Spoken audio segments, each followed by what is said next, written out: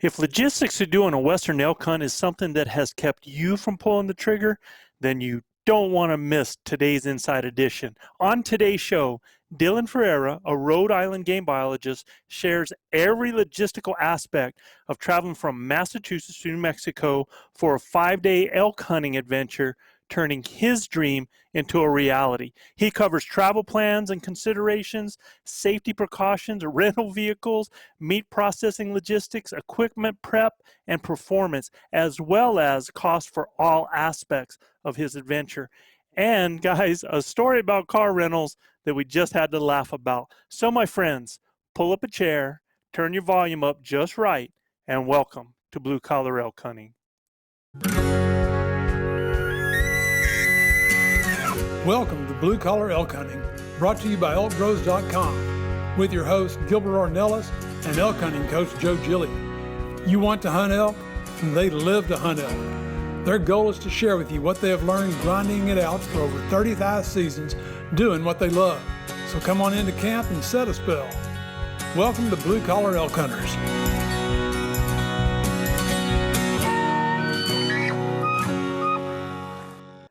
Hello there, everyone. Welcome to our Insights Special Edition. Hope you enjoy the show.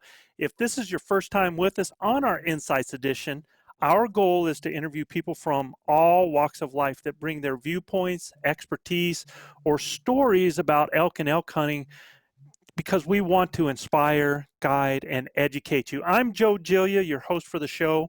Our guest today, Dylan Ferreira, a Rhode Island game biologist turned Western elk hunter. And Dylan, buddy, you're about as far east as you can get. Welcome to the show. Thanks for having me, Joe. I really appreciate being on. Yeah. And hopefully I can inspire some people like you guys have inspired me. Oh, that's awesome, man. And, you know, Rhode Island biologist, which is way cool, first of all, right? Yeah, I love it. Turn Western elk hunter. Tell us a little bit about that journey. Yeah, so I actually live in Massachusetts. Apart from, the western part of the United States, the East Coast, all the states are very small. So it's real easy to live in one state and work in another. So I make the commute every day. It's about an hour. But yeah, I grew up hunting and fishing, got into wildlife at a young age and just grew a passion for it. And then I figured if I love hunting and fishing so much, why not try and get a job in that realm? So I didn't think professional hunting was going to be a career path. So I looked down the biologist route and luckily enough, ended up getting a gig. So yeah, I've been very fortunate. Spent a lot of time doing some research along the East Coast and throughout the country. So got lucky, landed a job at home. So things are good. That's awesome, bud. Now, before we go get into the meat of this and go into what we really want to talk about in the show, I don't know if you've listened to a few of our podcasts, so you kind of know our tradition about doing some shout outs. And so I'm going to kind of turn the table a little bit with you being on the guest here as a guest. Is there a hometown, a place, or a person that inspired you to hunting that you'd like to give a shout out to right now? Yeah, I mean, growing up, it was a family tradition for us to go out hunting. And then mostly that was with my father and my grandfather and, uncle and my brother. So we spent a lot of time, going trout fishing, going in the woods, deer hunting. And, my father, he is not a huge hunter. He took me out when I was younger and I grew a passion for it. And he sort of gave me the boot and let me do it on my own. But he's always told me, make sure you have fun doing whatever you're doing and having fun. So he's been a real motivator for me just in life, just to, have fun, do whatever you're doing and just enjoy it, every day going to work or whenever I see him, no matter what I do, he's always saying, yep, go have fun whether I'm going to work or going in the woods. That's awesome, man. So dad has a name, and where is he? So dad is John, and Ferreira, of course. And he's right here in Swansea, Massachusetts, see him pretty regularly. So yeah, it's big shout out to John. Yeah. I don't think he listens. He hates the black boxes or the iPhones, I should call them. That's all right, bud. There'll be one day when you can just flip it on him. You can go over there, hey, Dad, listen to this, right? Yeah, I'll slip it on YouTube in between his car shows. Yeah, there you go, man. And I'm going to give a quick shout out, if you don't mind, because I have put on our podcasts that if we have small town guys that don't get noticed as our top listeners to send something in to us, and we'd love to give them a shout out. And right away yesterday, man, on IG, I want to give a shout out to one of our small town grinders, Jake Duran from Spring Valley, Wisconsin. And it's so cool, man. We get all those northeastern states, man, that listen to our show. So, Jake, big shout out, man. Big tip of the hat to you, bro. So, where I want to go, Dylan, is, and the whole idea of this show is that when you and I, basically, the way we first met had nothing to do with a face-to-face or a meeting out in the woods or anything like that. It was an email that I received from you. Yeah, I mean, started looking, I hunt back east, for deer, ducks, turkeys, pretty much everything on the East Coast. And one of my supervisors went out west to hunt elk for the first time, DIY with a rifle hunt. And he shot a bull, on his own. I was like, wow, that's pretty cool. And then what state was he in, bud? He went to Colorado. Okay. Yeah. Awesome. So then not the next year, the following year, he went out again, DIY, same unit, and he shot another bull. And I was like, this is insanity. It's like, I've had enough of sitting on the sidelines. I want in. So we ended up talking a bunch, and he kind of gave me a little kick in the rear end to get motivated and do it myself. So I started doing some research, listening to the podcast, watching TV, YouTube, the whole nine. Came across you guys, and when I finally drew, I was like, well, this is real. I kind of got to get serious and start looking and seeing what's out there for things in New Mexico, because that's where I drew. And then you guys, put on a ton of information for people to learn and educate themselves. And you said if you had any questions, shoot an email. And I was like, well, they said it, so I'm going to follow up with them and see how they do. Heck yeah. And you guys were right there to respond. So very, very helpful. What I want everybody to understand is never had elk hunted before in your life. Had hunted, Never. Right? Yeah. And so you had everything that you needed to go elk hunting? So in terms of everything I needed to go out and hunt elk, looking back at it now, I had everything I needed. I decided to upgrade all of my gear to get me to that quote unquote next level of a hunter. If you look at gear and not, buy tags, not gear. I was like, well, I'm going to buy gear because I plan on doing this forever. But in terms of the stuff that you need, I think I had most of it, but decided to upgrade a lot of my gear. You had your weapon, you had the camo. I'm sure there's its own type of things for elk hunting, like calls and grunt tubes and stuff that you had never had done that before, and those are things you had to get. So you had all the camping gear and everything like that as well? Yeah, so I ended up buying all my gear. So I picked up new camping gear, tent, sleeping bag, pad, backcountry stove, fuel, kind of the whole nine. All the Western style camping and hunting situations. That stuff I purchased, but everything else was pretty typical hunting equipment. And okay, so you say pretty typical, all right, I don't think you do anything typical, because when I received your email, and this is for everybody listening out there as well, when I received the email from you, first of all, first time you applied to New Mexico, you drew? Yeah, first time. Holy Toledo, man. Somebody needs to rub that head. And and I received this email, and it wasn't an email that said, hey, Joe, I'm coming to New Mexico. Where should I hunt? It wasn't like that. It was basically you had a hunt plan of multiple areas with multiple pins from Onyx for me to be able to look at and say, well, how do you feel about this hunt plan? And when I pulled up the hunt plan on Onyx, I mean, it had where we're going to camp, where we're going to be spotting from, where we think the feeding areas are. I mean, you had everything marked out in multiple colors and different. Look, when I looked at that, I went, holy crap, man, this guy's got his stuff together. You did your homework. Yeah, I like to think of things as the effort you put in is the reward you're going to get at the end of the day. So if I didn't put any effort in, I didn't expect to have any success at all. And we can get into that later on. But yeah, I tried, if I'm going to ask somebody for help, I'm not just going to go up to them and be like, hey, can you help me? Don't hold my hand. I want to have to do the work on my own And if I need a nudge in the right direction, I'm happy to take advice. But yeah, I like to do the work on my own. Yeah, it was You got to awesome. grind it out. So how did you know where to look? And because I know most of the guys, the whole thing that we're talking about this is for somebody like yourself to come out and come out west for um, a Western elk hunt.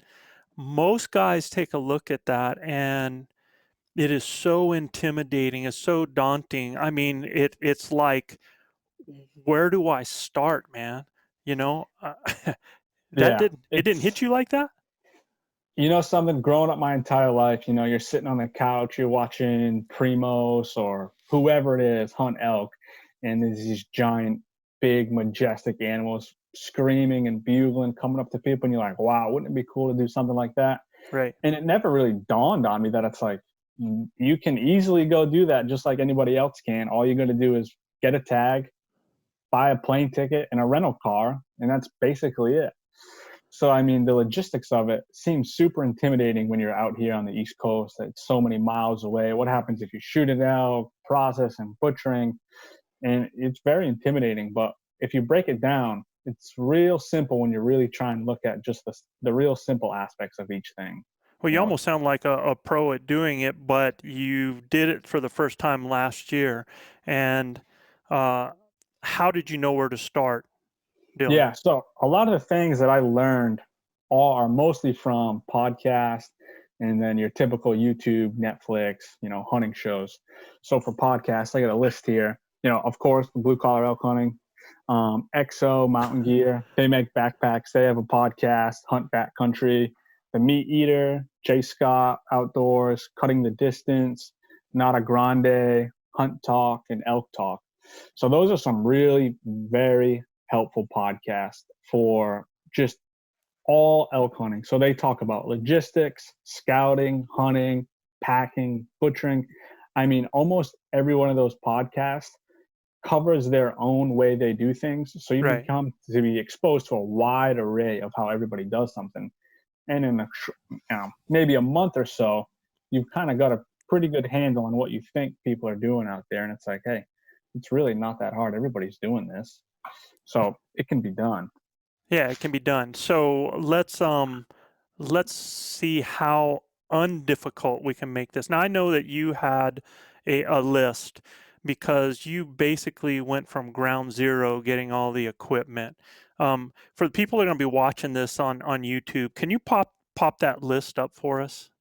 So when you take a look at this, this is from ground zero, everything from hunting license, elk tag, and again, this is New Mexico, right? That you're going to, Yep. and uh, you know, I kind of take a look through this and let everybody know this is not a bow hunt. This is a rifle hunt. Before I get Yep. too deep in this, you plan on doing this again? Oh yeah, I already put in for next year. So I went with my cousin last year. He didn't have a tag. I tried convincing him to put in with me, but it just didn't work out. He said, "Nah, just do it yourself, and if you draw, maybe I'll tag along." So he came out with me without a tag, and we had the time of our lives. We can get into that later on, but yeah. So him and I put in for New Mexico, and then if we don't draw there, we also put in for Colorado, and that's actually him, my brother, and myself. So three of us put in for Colorado. So what if you don't draw to either place? If we don't draw either place, we're going to go OTC in Colorado There you go. or Idaho, but most likely Colorado since we already bought the licenses and stuff. So what was your total cost of your hunt? I mean, it looks like how much did you pay for in equipment right here? So if I'm looking at everything that I paid for, and that includes my hunting license, elk tag, rental truck, flights, you know, I bought a brand new rifle, a scope, backpack, boots, tent. You know, if I total all that up, I'm looking just over $7,000. Over And $7,000. yep, and that's Right. everything from top to bottom. And I go by the motto: buy once, cry once. I'm young, 26 years old. I plan to do this for a long time. So I just decided to bite the bullet on the first elk hunt. And then from here on out, I'm just looking at those top 3 or 4 expenses of a license, a tag, and a rental and flights. And that's pretty much it from here So on for our out. grinders out there, for those guys, man, that we talk to all the time, man, they're trying to get something like this done on a budget if they had the gear that they need to. Now, I know there's always going to be things like you got to get your food, but is food something that you really put into the budget? So food is something I put into the budget this first trip, just because dehydrated food, those meals run you around $7 to $10 a piece for like your typical mountain house meals. Right. But after watching Randy Newberg, he explains it in a good way where even if you're back home, you still have to eat. So he kind of considers that a sunk cost. So when the girlfriend asks, how much did I spend? I don't have to tell her about the food. I'm like, she doesn't need to know about that. It makes it all. I consider that a wash. Right, absolutely. So you take a look at this then, basically, if you were just to take, and say you had all the gear already, what do you think your total cost is to get out here and to be able to hunt elk? I'd say you're looking at right around $2,000. Right around 2,000, right? Yeah. So you think somebody can do that between $1,500 and $2,000? Yeah, I think if you really shop smart with your flights, and you can get them cheap, you can get them cheaper than I get them, honestly, if you book them ahead of time and and you're not concerned about layovers and maybe multiple stops. I think it's probably best to reduce your amount of stops to reduce the risk of losing gear. Right. But if you weren't concerned about that and you had total faith in airlines, which I may or may not, I decided to pay a little extra and go as direct as possible. So that's the thing that gets me too is, let's talk, the gear. You had to get a weapon over here. You had to get, I see that you have an XO backpack on here. So are you checking everything? Are you doing anything as carry-on? Yeah, so I flew Southwest. My cousin and I both flew Southwest. We went from Logan, which is in Boston, to Midway in Chicago, then into Albuquerque. So when you fly Southwest, you get 2 free check bags under 50 pounds, and then a carry-on, and I believe a personal item. Right. So we walked onto the planes with our backpacks and our bino harnesses. Oh, so wait. So your backpack was your carry-on? Yeah, so on my XO, and I believe it's a 3500, stuffed to the brim with clothes, was my carry-on. And I think I even had some of my electrics in there, electronics, like battery charger, stuff like that. That was my carry-on. It might have been no problem getting on there with that as a carry-on. Nope, no problem at all. They have their typical, your cutout, or it can be this big by this big. I put it up to it, and I'm not going to say it was fitting in those dimensions. It was probably a little on the big side, but I had it on my backpack, checked my ticket, and walked right on the plane, stuffed it in the overhead bin, and nobody batted an eye at it. Oh, wow. That's awesome, man. So yeah. The rest of your gear, like your rifle. Yeah, so then we had a rifle, a suitcase, and a cooler. So the rifle, you have to have, I took the bolt out of it, put that separately in the case. All your ammunition has to be in the locked container in its own box. So I used the manufacturer's box, kept it in there.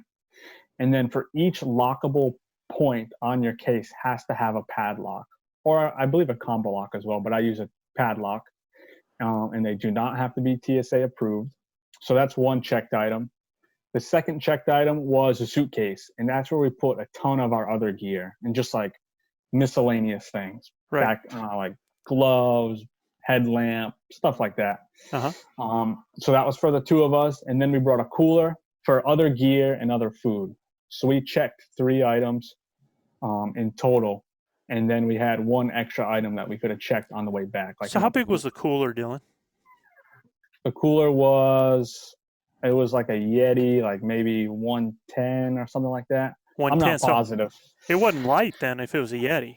No, it wasn't light. So that's one of the things is, in order to be under 50 pounds, that cooler wasn't full of gear.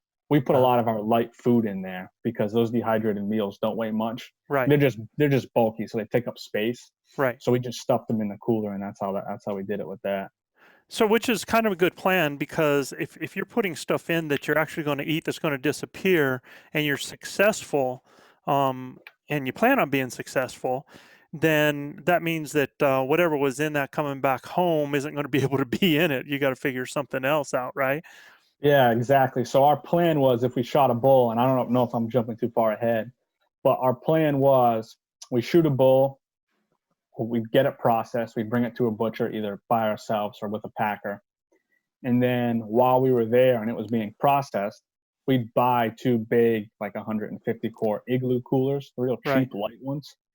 And then on the ride back, we'd fill up our Yeti to about as full as it can go, under 150 pounds. So Southwest has a limit of total weight per bag of 150 pounds. Right. So then we'd bring that cooler back full of meat. We'd buy two more coolers and we'd pack those full of meat.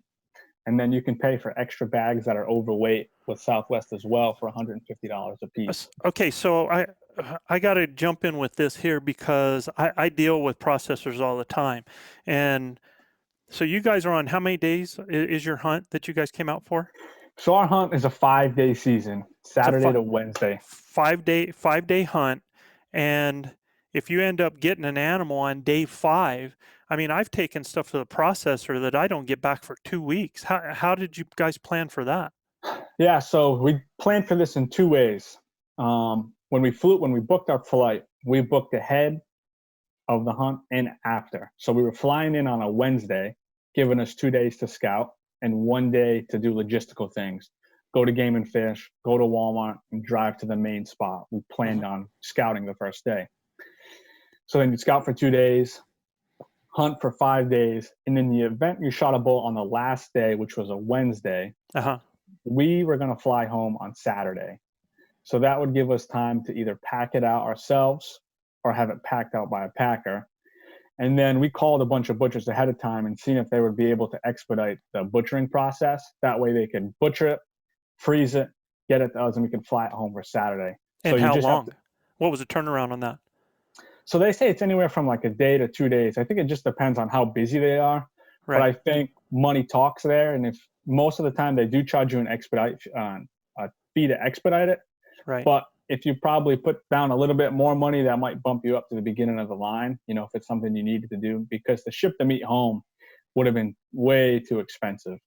So it's worth paying the fee to expedite it. So what do you think it would have cost you? Because you got to figure between 200, 250 pounds of meat generally. Once it's all off the bone and everything's processed and done like that, it's going to be right around 200 pounds of meat, right? So yeah. What do you think that cost to get that meat home above the rest of your costs of your regular flight would have cost you? So I think it would have cost, if we would have did one cooler, that Yeti, under 50 pounds, that cooler goes free if you keep it under 50. The other two coolers, since you're going overweight in them, you might as well go to the max. So our plan was to have two coolers maxed out at 150 pounds each. So that puts you at around 300 pounds total, plus or minus, 15 pounds for the coolers. So in theory, it would cost you an extra approximately $300 if it's $150 per cooler or per bag overweight. So if you go overweight on that third cooler, it's an extra $150. So I think you could squeak by at 300. And if you wanted to play it safe, you budgeted for 5, you'd probably be able to cover everything. So your Yeti was basically to keep everything for you while you guys were out on the hunt, to ensure that you didn't have to worry about loss of food or you had ice or you could get meat back, because you weren't going to be able to do it all in that 110 Yeti. Yeah. Yep. So that Yeti was mainly for holding food and ice and hot water cold during the hunt. And then once the hunt's over, you have no food or water to really worry about. So were you guys base camp camping? Were you trunk camping? Were you bivvy camping? What was the... Yeah, so our plan was, if you're familiar with like Born of the Raised, their Land of the Free style, that was pretty much our style. Run and gun, backpack on your or camp on your back. And what it turned out to be, every day we ended up going to a new spot.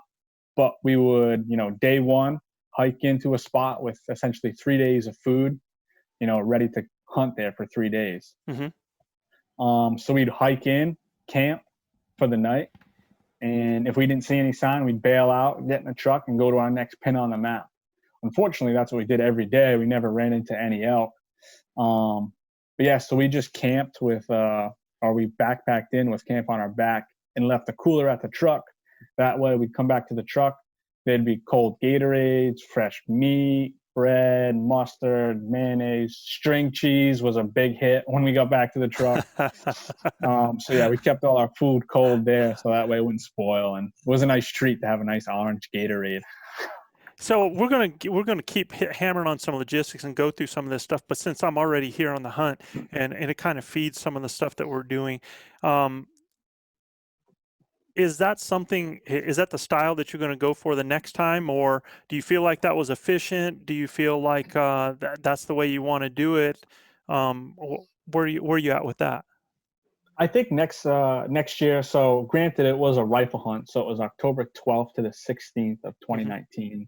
Right. Our plan was to bugle and hike and bugle and hike and bugle and hike.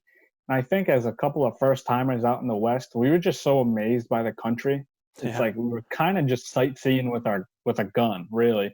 It's like every spot we'd get to, like, wow, this is so awesome. And you end up, cruising these ridges or trails or bottoms, crossing streams. You're just in awe the entire time about how beautiful this country is and how crazy the terrain is compared to out here where it's so flat. Right. So our plan next year, I think the plan is the same, but I think we'll do a better job of hiking, bugle, hiking, bugle, hiking, bugle. I think that's our main plan here. Yeah, because if I could say anything at this point, I think a lot of guys get so caught up in the hike and bugle, hike and bugle, hike and bugle that I think that they, in trying to get from one point to another point, I think they pass a lot of elk. Especially the elk that aren't maybe being vocal. So that's just something to keep in mind. But I'm with you as far as you get back in there, and I mean, coming from Mass to New Mexico into the wilderness of New Mexico, shock? Yeah, it's something you can't really ever expect, the emotions you feel. It's I've been out west one other time in Colorado for work, and you get out there and you're just like, oh my God.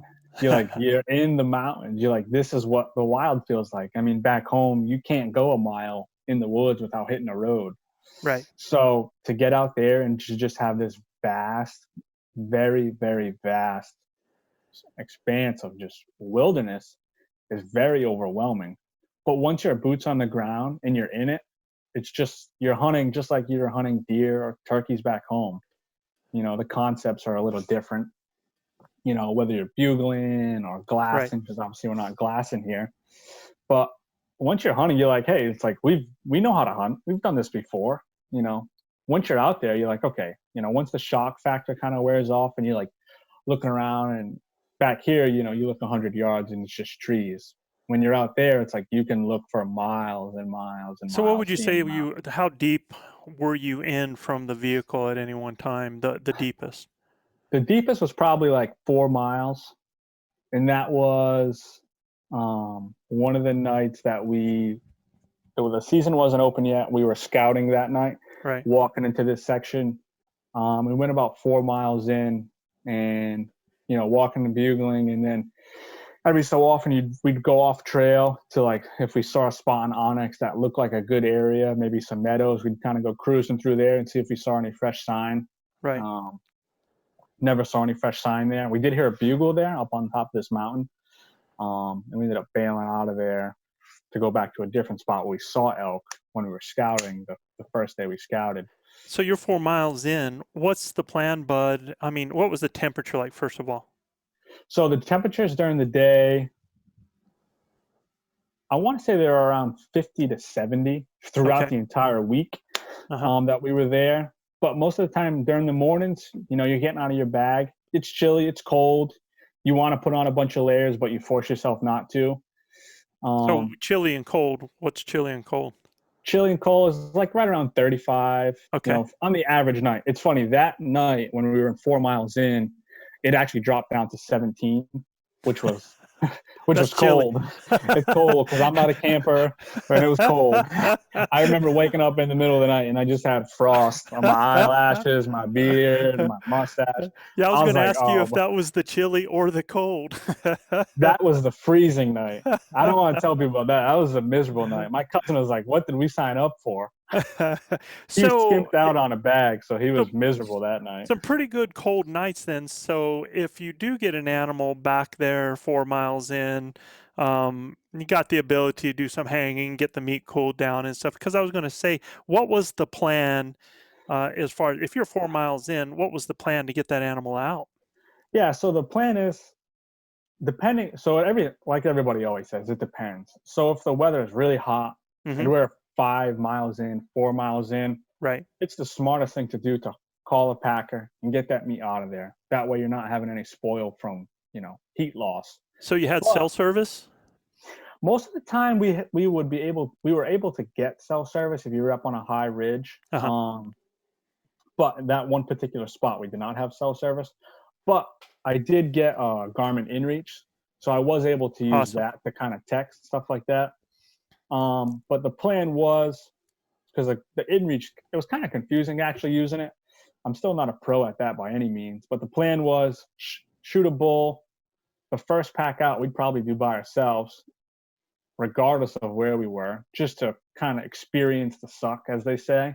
Right. And then when we got to the truck, most of the time wherever the truck was, we'd have service, and then we could get a hold of a packer and then have them pack the rest out if we wanted to pack it out. Granted, if we were a mile from the truck Right. and it was going to be cold and it didn't call for real warm days, Yeah. we had no qualms with packing it out on our backs. I was looking forward to the brutal and the suck, honestly. And the brutal and suck. I like you, man. I that's why we get along, Dylan, man. I like somebody who likes the brutal and the suck. Yeah, that's what you look back and remember. You're like, wow, like that's the fun is when it was miserable. I mean, most of the nights we had were pretty easy in terms of temperature wise, Right. but that one night of 17 degrees, I mean, that was brutal and it sucked, but I will never forget it. And you can see the smile on my face. Thinking about it brings back so many good memories. Yeah, that's now you said something about the inReach about it was a little confusing. I want to pull that out real quick. How? So the InReach. Garmin makes it an InReach. It looks like a little GPS. It hooks up to, well, you can use Bluetooth to hook it up to your cell phone. You can send text, and you might even be able to make phone calls. I'm not sure, but I know you can text. But what was just confusing was sometimes I was never able to tell if messages were sending, receiving them. I was never sure what was really going on. Right. But you do have the SOS feature, and that's the main reason I got it, was if something were to happen out there, we'd be able to, hit that SOS button and get some help. But I think it did work every time I sent a message to somebody, parents back home, girlfriend. I think they got it. It's just the communication back to me seemed a little shaky. I would get them, but sometimes it'd be random. So you didn't immediately get response back from it, but people can respond that they did receive it. Yeah. Yeah, Yeah. people were getting them. A lot of times I just ended up sending multiple of the same text, which ended up cost you more money depending on what plan you get, which is a little bit of annoying, but it's like, whatever, 25 Well, cents. but I want to talk about that annoying because did you get an annual plan? Did you get a monthly plan? Yeah, it's funny you say that because I just got an email from Garmin like 2 weeks ago saying they refunded me accidentally and then charged me another, $12. But so you have to, from what I remember, you have to sign up for this sort of annual membership, Okay. and then you can select which months you want to, or a freedom plan, I believe is the technical word, and then you can pick and choose when you want it to be activated, what months. So there's your freedom plan, which is a year subscription or an annual subscription, and I can't remember what that costs, maybe $15-20, and then you pay by the month for the months you plan on hunting. So for us, we really never really need an OnX because we're never out in places that we don't have cell service unless we're elk hunting.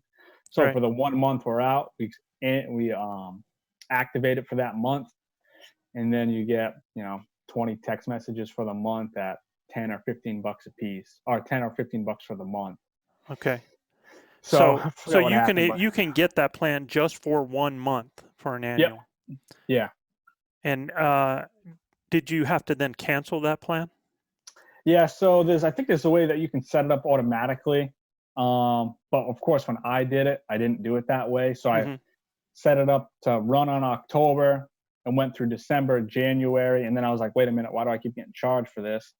Canceled. They gave me a refund for January, and then said, well, you still have to pay for December. They're like, we understand. We'll give you 1 month. You pay for the other month. So it kind of worked out as a wash. And it is partly my mistake for not making sure it was canceled. So they stuck me with one extra and they gave me one free. So you guys jump in a plane on a flight with gear, had no problem with the gear. You had a plan for the gear, both coming and going as far as the cost, figuring an additional $300 on top of whatever you've paid. If you get one elk, and there was only one person with a tag, that was you, right? Yep. So you're figuring one elk, so that's going to be your cost on top of it, unless Buddy plans on sharing it and sharing the meat, something like that. Um, uh, Lose baggage, lose anything, or how'd the flight go? Did everything work out the way you planned? I hate to say it, I'm gonna knock on wood, but everything went perfect except for shooting an elk. No, everything went good. Never lost any bags. Nothing got misplaced. The scope was on. We got to a range. That's a good point actually. We landed in Albuquerque. Hit up Right. the rifle range. Recommend that wherever Uh, you go. so let me ask you this: you did land in Albuquerque. You just came from Mass. You went to a rifle range and you sight in, right? Yep. Did you have to make any changes? Nope. Not a one. Everything was dead on. Everything was dead on. Granted, it was a quote unquote top of the line fancy rifle scope, but I think the money pays there. You potentially get a cheap So case. You could have. that's the other thing. When we look at this list, when we look at the list that you have there, I mean, I see an EXO pack, right? So Yeah. we're talking top of the line pack here. Brand new rifle, fantastic scope. Uh, I mean, you went right around $7,000 to do this, and this is including all your flight and everything. And Yeah. you did not scrimp from what I'm seeing here, man. You now No. there's some very effective stuff in here that's not necessarily it's good solid equipment, not necessarily high dollar equipment as well. I mean, I see that you went with a layering system that was pretty solid. Yeah. Out here, your clothes is important for tree stand hunting. It's good to be warm, but in all reality, you hunt for a long day. You maybe hunt for 12 hours doing an all day sit for whitetails. So you can kind of suffer through the suck sometimes, stand up, stretch, kind of jump around a little bit and stand, warm up. Out there, if your gear fails, it's like you're out in the middle, you're 6, 7 hours from any retail shop between hiking and driving. So you can't afford to have cheap gear fail on you, in my opinion. So I had the option to kind of go with the good stuff and just went with that and just go real minimalist. And Awesome. And you guys rented a vehicle once you landed in Albuquerque and rented a vehicle, right? From yep, there. I mean, yeah, if so this is the only thing, man. If it's me and I'm getting ready to rent a truck to take up into the mountains in New Mexico, I think I'm getting the insurance. yeah. I don't know. I don't know what I should say now. So funny story. I think we opted out of the insurance. Really? Yeah, I'm pretty sure we did. It's one of those things when you do it on a budget, you got to pinch where you can, and that was one of the things I was like, we'll be all right. Oh, come on, Um, dude. You just spent $7,000 on gear and you said on the insurance. I know priorities, right? You can tell I'm young and dumb. I'm like, insurance. What's that for? But yeah, so funny you say that. So the couple days or the night before the season's open, we're coming down this trail behind a cattle rancher, and he's going, and we're going down, driving down to our little camp setup, and next thing you know, I get a low air pressure reading for the tire. I'm like, oh no! I was like, don't tell me we got a flat. I was like, this can't be good. Now I like to think like I'm a handy person, but I'm in Right. the middle of the wilderness and I'm nervous. I just got a flat tire and I'm not gonna be able to change this. So I'm blaring on the horn to get this rancher to pull over, and I'm like, hey, I got a flat. I'll kind of let him know. I'm like, I'm from the East Coast. I'm a newbie. I'm like, I know how bad this looked. I was like, I'm just stopping you in case shit goes to heck right now.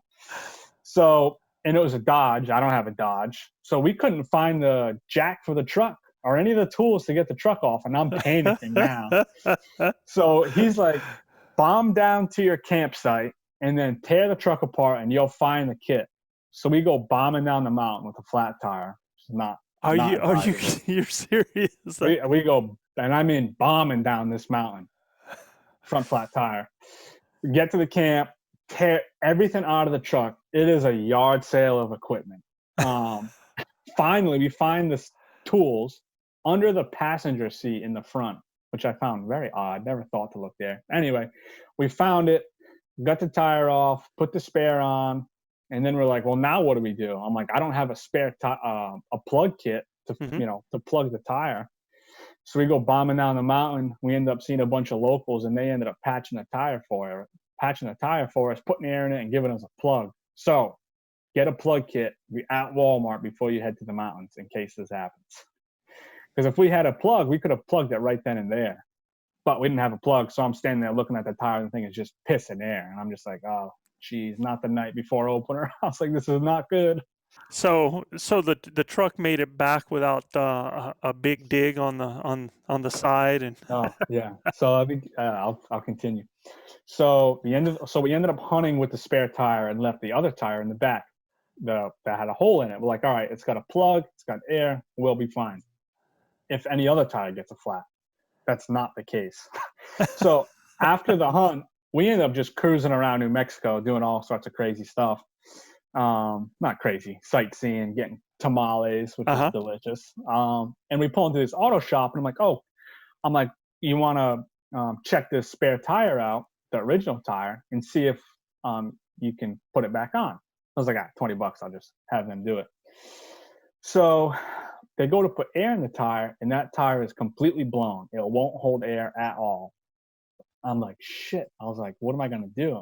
I'm like, I can't bring this back to the rental car or the rental place with a blown tire. So I'm like, you know what? I was like, let's take the tire off the spare and put it on the rim of the normal one. Oh my God. So there's a Dodge somewhere with a bad spare, and I pray to God a hunter doesn't get it. Oh no, we didn't hear it here. We didn't hear it here, man. You might have to edit that out. I don't know. Oh, that's crazy fun. Yeah, that would have been my big concern is so you felt pretty safe as far as renting a car and not worrying about anything happening to it. I mean, we had no clue what we were getting into. So knowing what I know now, you probably should get insurance, because there was some stuff we were taking. I was like, oh, I don't know. Okay, so basically we know kind of what your costs were, what your logistics were to get out here, as far as that went. Now, looking at this list, can you scroll up just a little bit for me, because I want to make sure I see. So we have the InReach there, and the InReach is a pretty good cost. The Exos are pretty there. I mean, there's, for a lot of guys that have stuff, I can see thousands of dollars chopping from this list immediately. If they aren't going from ground zero, right? Yeah, for sure. I mean, I ended up buying a $1,000 rifle with a $1,000 scope. That's $2,000. A backpack, $600. I mean, you can cut some serious cost here using normal backpacks, and most hunters have rifles. Here on the East Coast, you can't even hunt with a rifle for deer. So I didn't have a rifle. Right. So I needed a rifle. I'm like, well, if I'm going to buy a rifle, I might as well buy a nice one. But yeah, I mean, you can cut a ton of expenses here. The InReach, if you're confident in your backcountry skills, I guess, maybe you could cut that cost. But as a couple of newbies, I was like, yeah, we probably should get it just in case. Yeah, two people together, I think, is a better situation. If I'm alone, there's no way I'm not going anywhere in the backcountry without an InReach or a spot or something like that. If you're soloing it, you had better have something like that with a plan. If there's two of you, then that's a little bit different situation. You can get by with some of that. And so looking at your list here, was there anything that you were like, man, I wish I didn't have that with me, or the next time I come, that's not going to be in the pack? Something, as I was writing notes last night, getting ready to talk for today, the only thing I wouldn't have brought was a spotting scope. And the only and this probably obviously depends on the type of hunt you're doing, location, geography. And based on the Onyx, we thought we'd be able to have some glassing opportunities, sitting in the morning, the afternoons, or the evenings, and just sitting glass. And honestly, like there was maybe one or two spots we could have, but we easily could have did that with binoculars. Right. So we brought the spotter out to that 4-mile hike, and then my cousin who packed in, he says, "Dylan, we're never bringing this again. It's staying in the truck. I ain't lugging this piece of junk around that we ain't going to use," because it was a heavy spotter. Oh yeah. So that's probably the only thing that I'm dead set against bringing, unless I know for certain it's going to be a very high value. What about bad weather? Did you guys get hit with any bad weather? Ugh, you make me nervous saying this. We had the best weather you could ask for. Every day was blue skies and sunny, maybe a little overcast here and there, but it didn't rain once while we hunted. And what was your plan for bad weather? So I think let's see here. We had some typical halfway decent rain gear, nothing crazy fancy, just what we had. I didn't go out and buy camo rain gear. I think it's all green is what I had, so I wasn't too worried about it. Right. But, we both had ponchos. Throw a poncho in the pack. It's light because it never called for rain. So we decided to leave our rain gear at the truck and just hold on to that poncho. So if it was going to rain, you whip that poncho out. It wasn't called for, so it probably would have been a passing storm. Lay low, let it pass, keep everything dry, backpack, gun, and yourself and your clothes, and then shake that off, throw it in your pack, and keep on hunting when the weather gets nice. So I don't know if it would have worked, but that was my plan.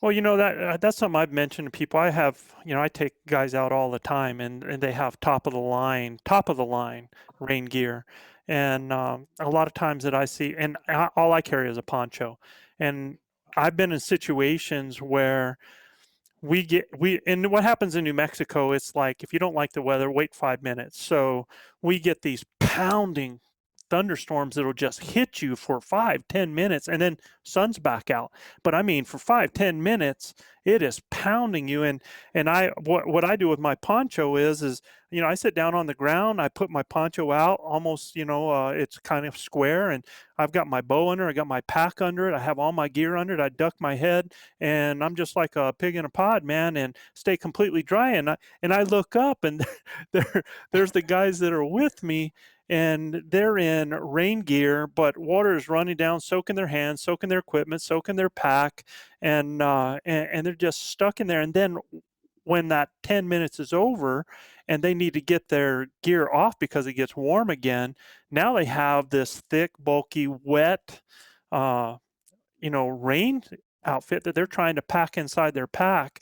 And for me, it's a little shake, fold, and I'm back in business off there. So I just think that it's so much more effective in a lot of ways in the right terrain, the right area, because I don't, if I was going to hunt in Alaska, where I was going to be in wet every day, all day, where rain can come up from the ground at you, I think it'd be different because I'd be living in it, totally.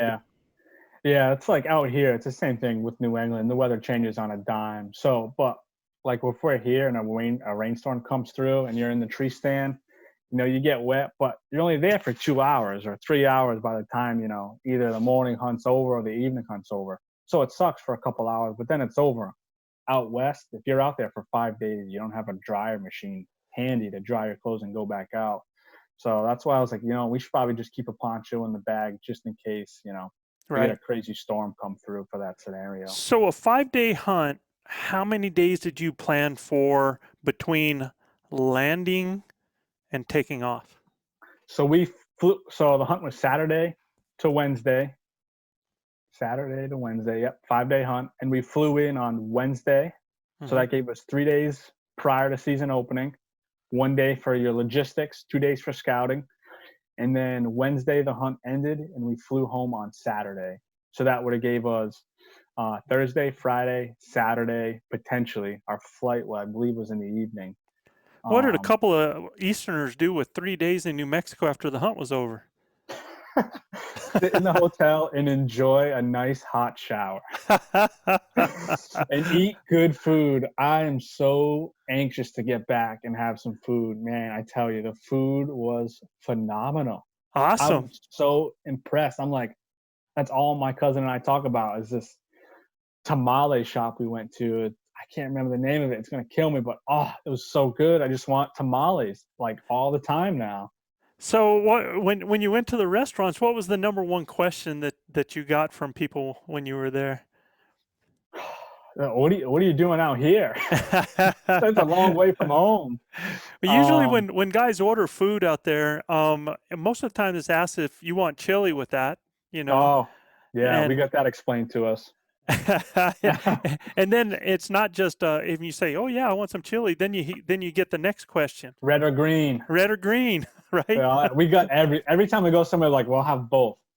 Every way, give it whatever way you want. Okay, so what I'm gonna help you out the next time that you're here, man. It's hard to get past that accent of yours, but so the next time they ask you, just say it real quick.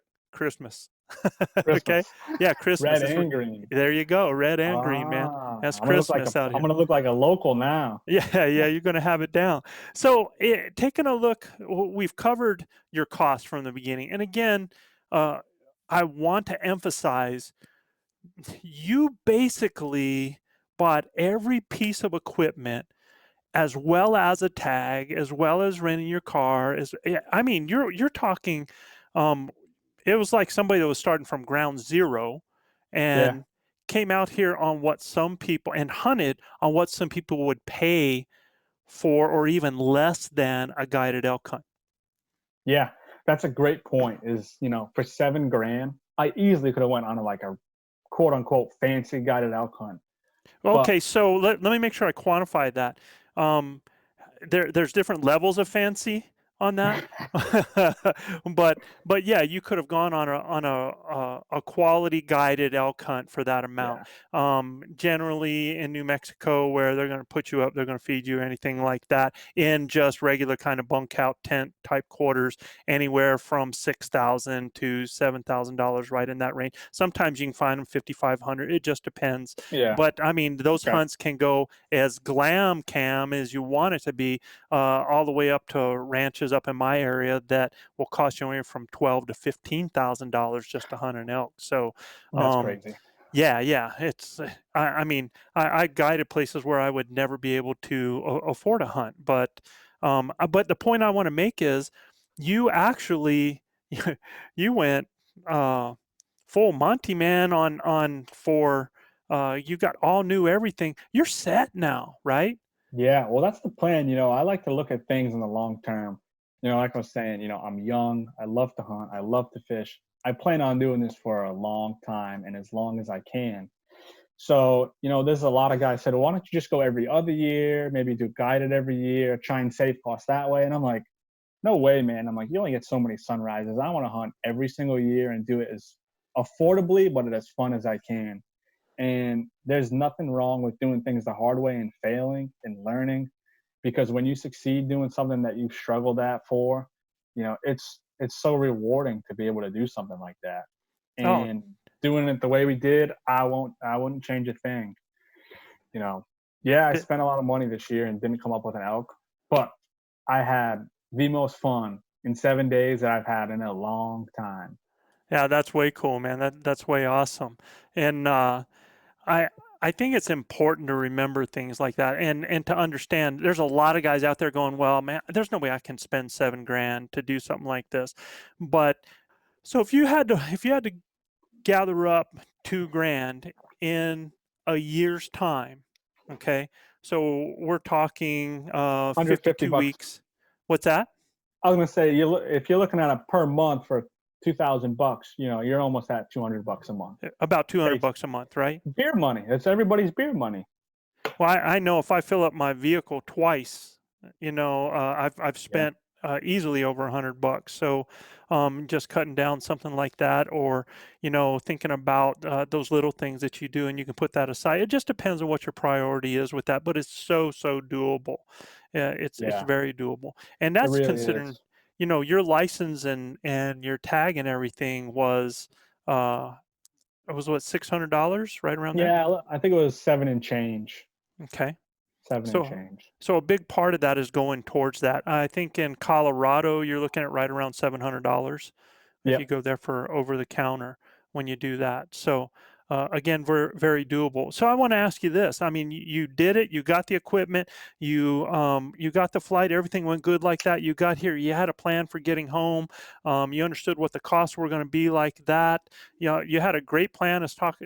I would have been curious to find out how well that worked. I mean, I would love to have, as you would have, for you to have gotten an elk, because I would have loved to have seen if you'd have gotten that booger back frozen and in a cooler ready by Saturday to fly out.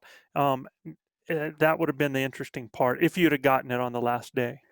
Yeah, I was a little nervous about that. If we did shoot on the last day and we had to haul it out and pack it out, even if a packer were to help us, you still have to drive it maybe 3 hours, 5 hours, depending on the nearest packer.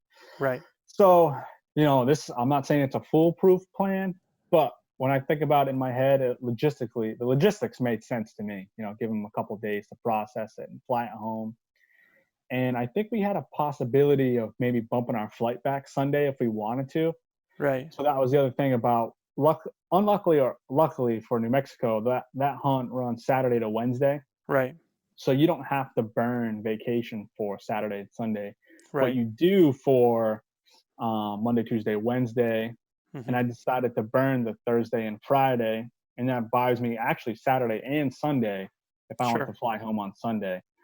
Good point. Yeah, so depending on the hunt schedule, how those line up, those dates and calendar days and vacation time that everybody has, it's tricky, but with a little bit of forethought, you can make it work. Yeah, and that's what I was saying is that flight would have definitely most likely had to have been as late as possible on a Saturday. Yep. And a good thing that you could bump it like that, because I have trouble getting the cable guy in 3 days.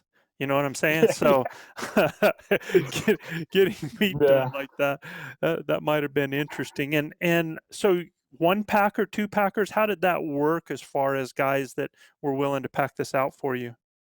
I had two Circle Outfitter, Circle J Outfitter, something like that. I had two packers lined up, and they said, if you get one, send us the coordinates, and we'll come. $500 flat rate.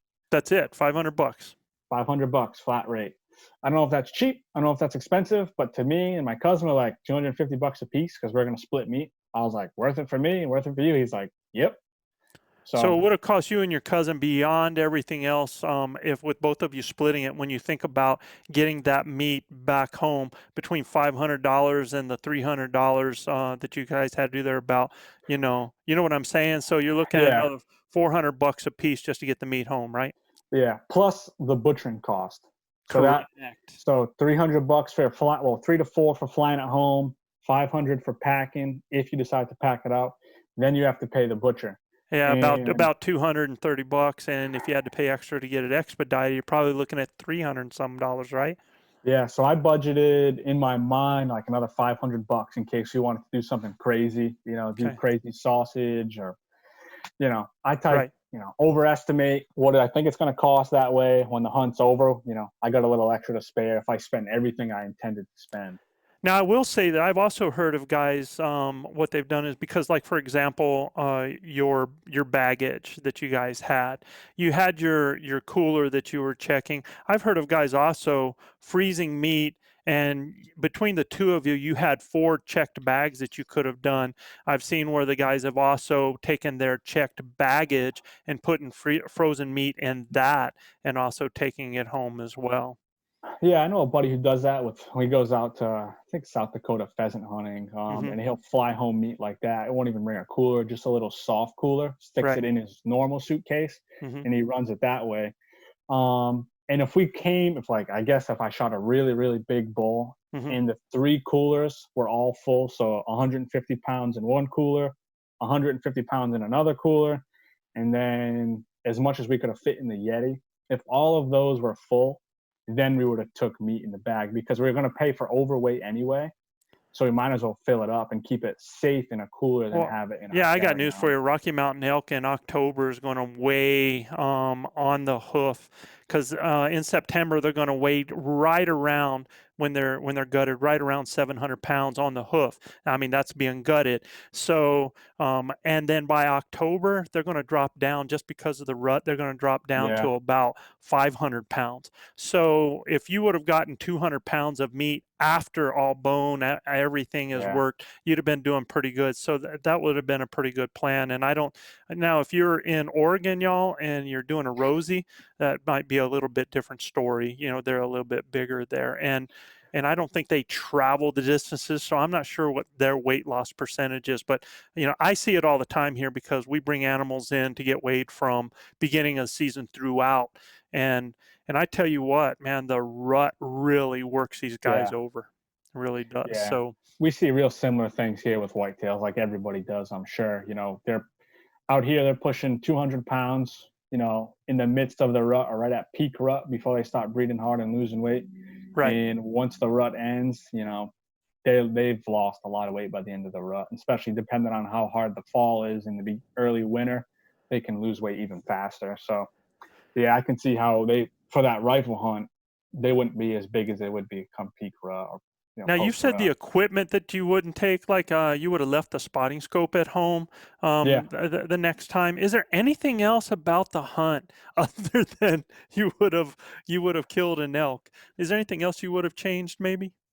I think um, I'm trying to think, and I always like to think myself, you know, what would I have changed to be successful? That way, in the future, next year, we can be successful.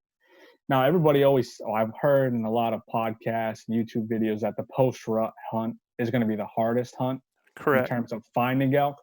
So I'm trying not to look on us in a too hard of a manner, because it seems like most success rates are pretty low for that hunt. But I think we just would have had to hunt a little more. You know, I think we just got overwhelmed by, not overwhelmed. We just had too much fun.